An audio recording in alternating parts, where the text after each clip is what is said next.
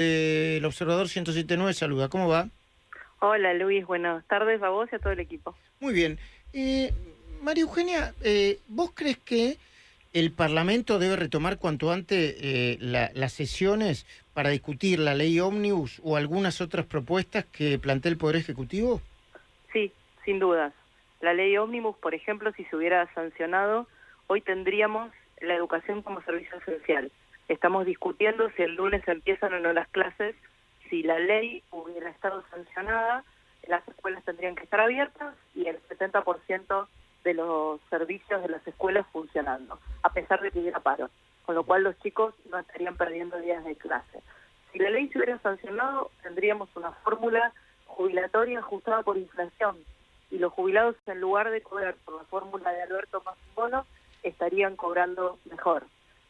Si la ley se hubiera sancionado, ya hubiera empezado un proceso para que muchos trabajadores en negro en la Argentina se pudieran regularizar.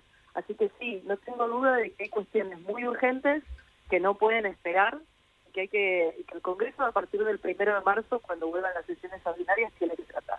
Mm. María Eugenia, los sindicatos nacionales plantean la idea de un paro porque todavía no se llegó a un acuerdo salarial. ¿No deberían emplear otro método en el medio de la negociación que evite que los chicos no vayan a la escuela? Sí, claro que sí, pero bueno, el paro es una herramienta política de sindicatos que hacen política porque no son neutrales en términos partidarios.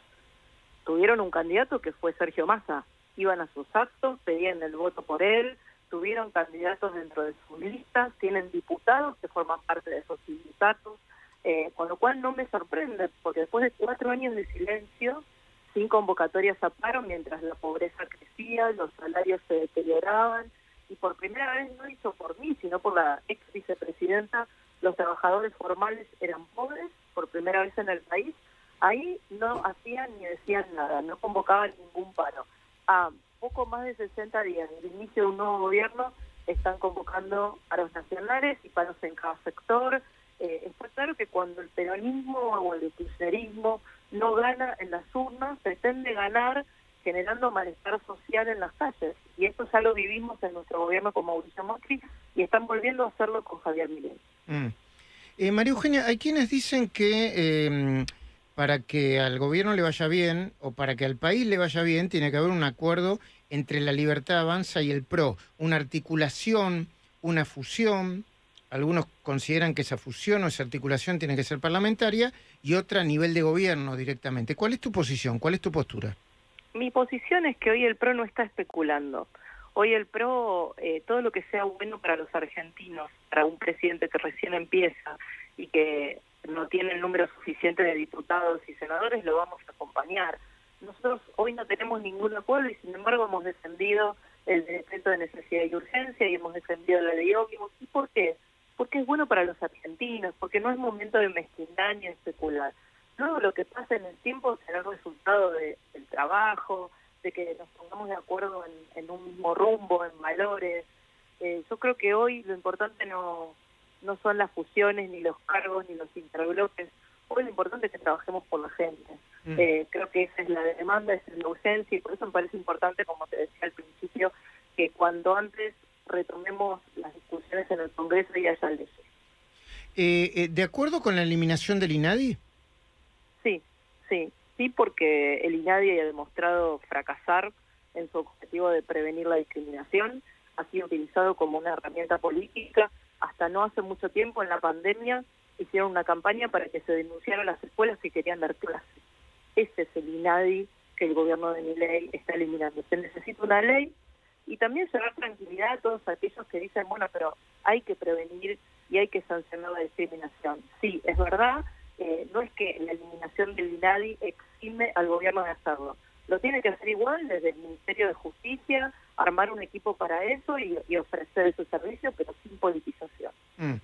No sé si estás enterada, pero la vicepresidenta o la vicepresidente Victoria Villarruel quitó el busto de Néstor Kirchner del recinto del Senado. Vos trabajás en el Congreso, tendrás una posición frente al tema, supongo. A ver, lo quitó del recinto y creo que lo puso cerca en una zona que es común o al bloque de Unión por la Patria o a alguna oficina de un senador de Unión por la Patria? ¿Cuál es tu posición frente al tema? Mi posición es que este tipo de bustos o de placas, de reconocimiento, cuando suceden tienen que ser equitativos. O están todos los presidentes desde el regreso de la democracia en adelante, o no está ninguno. Me parece que tenemos que garantizar la pluralidad de ideas. Tenemos muchas cosas en la Argentina que se llaman Néstor Kirchner. Y no creo que no hay antecedentes de presidentes en la democracia que tengan tantos lugares con su nombre. Yo creo que lo que tiene que garantizar quien gobierna no para un partido o para los que lo votaron, sino para todo un país, es la pluralidad. De todas maneras, Luis, no olvidemos que las cuestiones argentinas que requieren nuestra atención son otras y mucho más urgentes, ¿no? Tenemos una pobreza creciendo, tenemos chicos hoy que en la mitad del primario no entienden lo que leen, tenemos muchas cosas para hacer antes, pero en términos de la decisión me parece correcto. Y hablando de la encuesta de pobreza que publicó el Observatorio Social de la UCA, los números fueron bastante discutidos. ¿Qué análisis tenés para hacer sobre eso? Mi referencia siempre es el INDEC, y es el INDEC porque el INDEC tiene una muestra mucho más amplia. Nosotros ya nos pasó a fines del 2019 que la UCA había publicado un informe de 40% de pobreza y era 35%, ¿no? Con lo cual... No me acordaba de eso, valioso, no me acordaba de eso. Así sí, que sí, la UCA... sí. había publicado un informe ¿en qué mes y sobre...? Fue antes de que se evaluara el último semestre del 2019 y luego con el tiempo, cuando los datos del INDEC efectivamente se publicaron, demostraron que la pobreza no era del 40%, como había publicado la UCA, sino del 35%.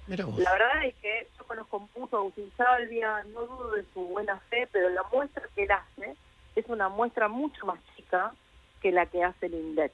No hay muchas discusiones en la Argentina sobre cómo se mide pobreza, pero para tomar una que todos reconocemos y que no se oculta, como en la época de Cristina Kirchner, hoy lo que dice el INDEC es serio. Con lo cual yo creo que tenemos que esperar que los números del INDEC de todas maneras van a ser números más altos que los últimos que se registraron, más allá de 100, claro, 57, sí. 55, 50, digo, van a ser números más altos. Y van a ser números más altos porque está claro que emitir, ayer escuchaba a distintos analistas hablando del tema, emitir más de 30 puntos del PBI en un gobierno tiene costo. Y eso fue lo que hizo Alberto Fernández. La emisión genera inflación y la inflación genera pobreza. Y hasta que no lo entendamos en la Argentina y no entendamos que por eso es tan importante el déficit cero, para que baje la inflación y para que por lo tanto baje la pobreza, bueno, entonces es muy difícil si no nos ponemos de acuerdo sobre eso. María Eugenia Vidal, muchísimas gracias por atendernos. Gracias a ustedes, que tengan buen día. Ahí está la diputada María Eugenia